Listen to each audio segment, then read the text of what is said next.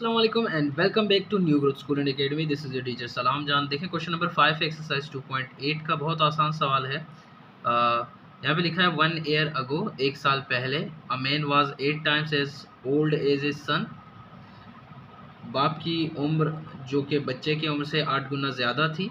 Is age is equal to square of his son's age, बाप की उम्र सन के एज से स्क्वायर में है। फाइंड देयर प्रेजेंट एजेस, हमने उनके प्रेजेंट एज फाइंड करने हैं। तो सॉल्यूशन में आप क्या लिखेंगे? तो आप बाप की उम्र को एक्स स्क्वायर लिखेंगे और बेटे की उम्र को एक्स लिखेंगे। देखिए यहाँ पे लिखा हुआ है कंडीशन में, आपको खुद कह रहा है कि बाप की उम्र जो है स्क्वायर में है बेटे की उम्र से, तो आप बाप की उम्र स्क्वायर में लेंगे और बेटे की उम्र को सिर्फ एक्स में ले लेंगे। ये आपको थोड़ा सा आसान लगेगा।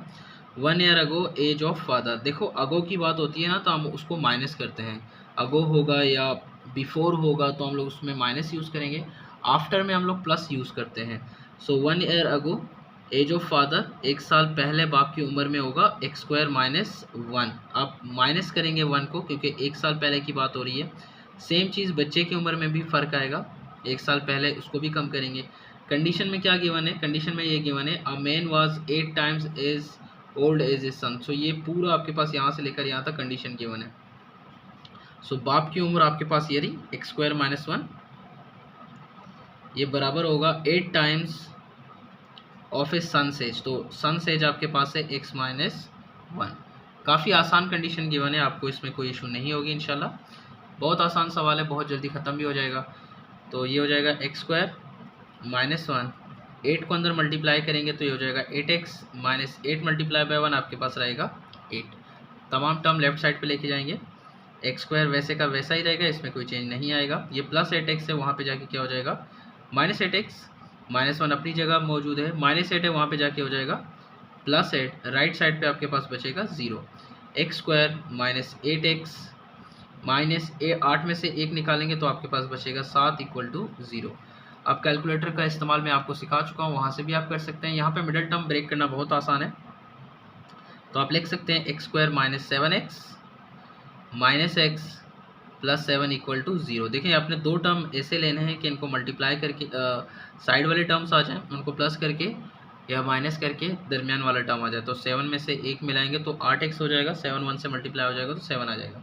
तो ये आपके पास मिडिल टर्म ब्रेक हो गया, जो कि एक्सरसाइज 1.1 में आपको सिखाया गया।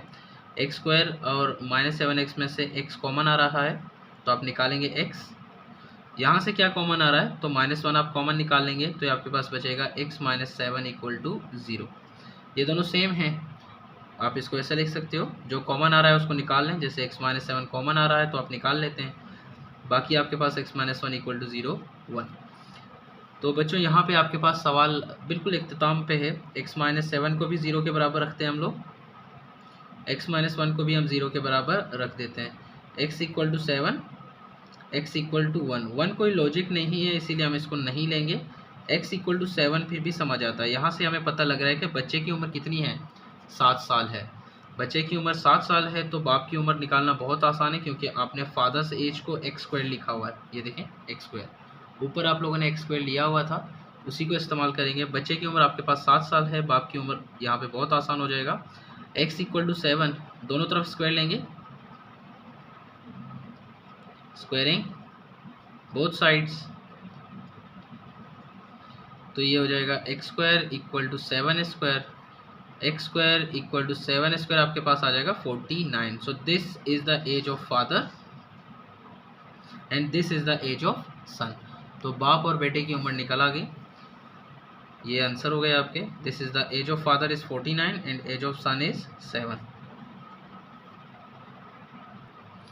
क्वेश्चन नंबर 6 है, यहाँ पे लिखा हुआ है sum of coordinates of a point is 9 and sum of their square is 41, find the coordinates of the point. इसका सॉल्यूशन और एक्सरसाइज 2.7 का जो हमारा सॉल्यूशन है बिल्कुल सेम है, बहुत आसान है।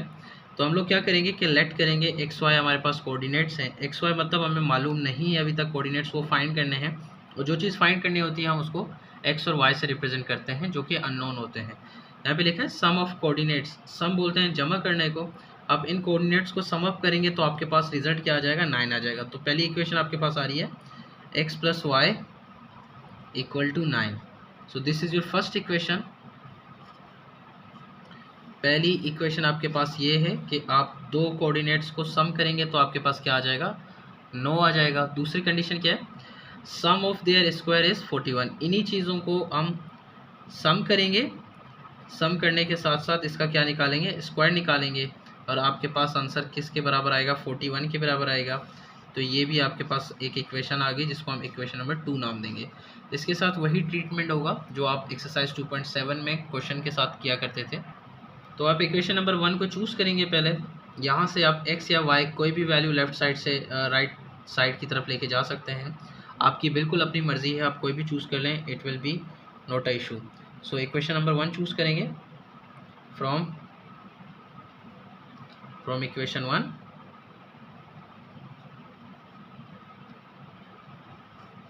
इक्वेशन नंबर 1 का इस्तेमाल करेंगे, x + y = 9।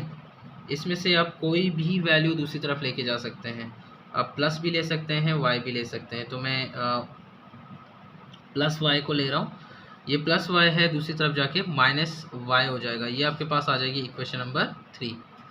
It will be useful after the question और at the end of the question.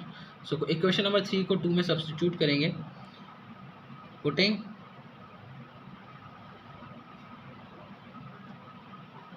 Equation 3 in 2।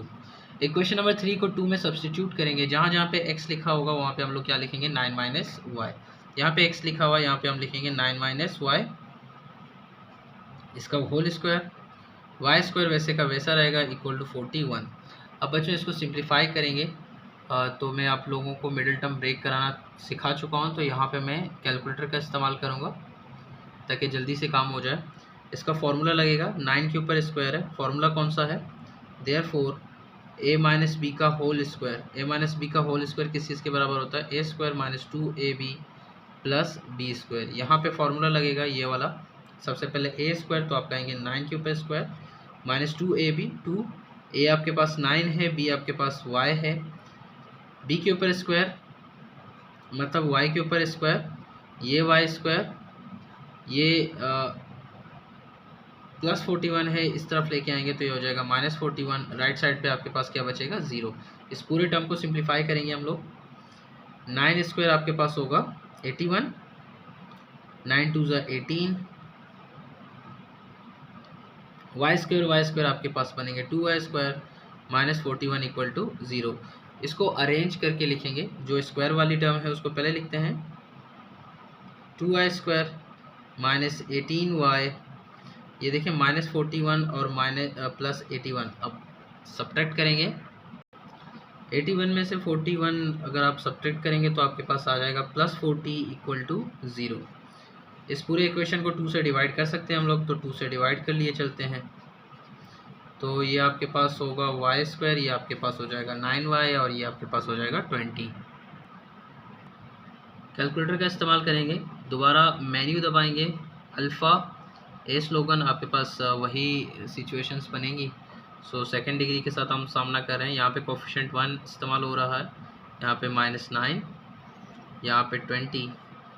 तो इसको अगर आप सॉल्व करेंगे तो x की एक वैल्यू आपके पास 5 आ जाएगी, तो y की जगह हम एक वैल्यू लिख लेते हैं 5, y की सेकंड वैल्यू के लिए आप दोबारा इक्वल लगाएंगे तो आपके पास आंसर आएगा 4। सो y = 4। सो x की एक वैल्यू 5, y की एक वैल्यू 5 है, y की एक वैल्यू 4 है। आपके पास y आ चुके हैं कोऑर्डिनेट पॉइंट, अब आप लोगों ने x निकालना है। इक्वेशन नंबर 3 का इस्तेमाल करेंगे, फ्रॉम इक्वेशन 3 या यूजिंग इक्वेशन नंबर 3। इक्वेशन 3 आपके पास है x = 9 - y, यहाँ पे भी लिख लेते हैं x = 9 - y। यहाँ पे y की जगह पुट y = 5, y की जगह हम लोग लिखेंगे 5, यहाँ पे y की जगह हम लिखेंगे 4। एक दफ़ा 5 पुट कर लें, एक दफ़ा 4 पुट कर लें, 5 और 4 पुट करने हैं, तो पहले आप जिसको पुट करना चाहते हैं कोई मसला नहीं है। x = 9 - y की जगह आप लिखेंगे 5, 9 में से 5 निकालेंगे तो आपके पास आ जाएगा 4, ये आपके पास x की वैल्यू आ गई। x = 9 - 4, 9 में से 4 निकालेंगे भी आपके पास वही सिचुएशन रहेगा, तो x की वैल्यू 5 आ जाएगी। अगर आपके पास कोऑर्डिनेट 4 हो तो उसका सेकंड कोऑर्डिनेट 5 होगा, यहाँ पे अगर 5 है तो 4 होगा। सो ये आपके पास सॉल्यूशन है, आंसर है। तो बच्चों अगर आपको मेरे वीडियोस पसंद आ रहे हैं तो आप चैनल को शेयर कीजिए, सब्सक्राइब कीजिए, अपने दोस्तों को बताइए कि यहाँ पे हमारे पास कोऑर्डिनेट पॉइंट या तो फिर ये हो सकते हैं या तो फिर ये हो सकते हैं। तो यहाँ पे हमारे पास x की वैल्यू 4 है, y की वैल्यू 5 है। यहाँ पे x की वैल्यू आपके पास 5 है और y की वैल्यू 4 है। सो ये आपके पास कोऑर्डिनेट पॉइंट है। शेयर कीजिए चैनल को। अल्लाह हाफ़िज़, दुआ में याद रखिए।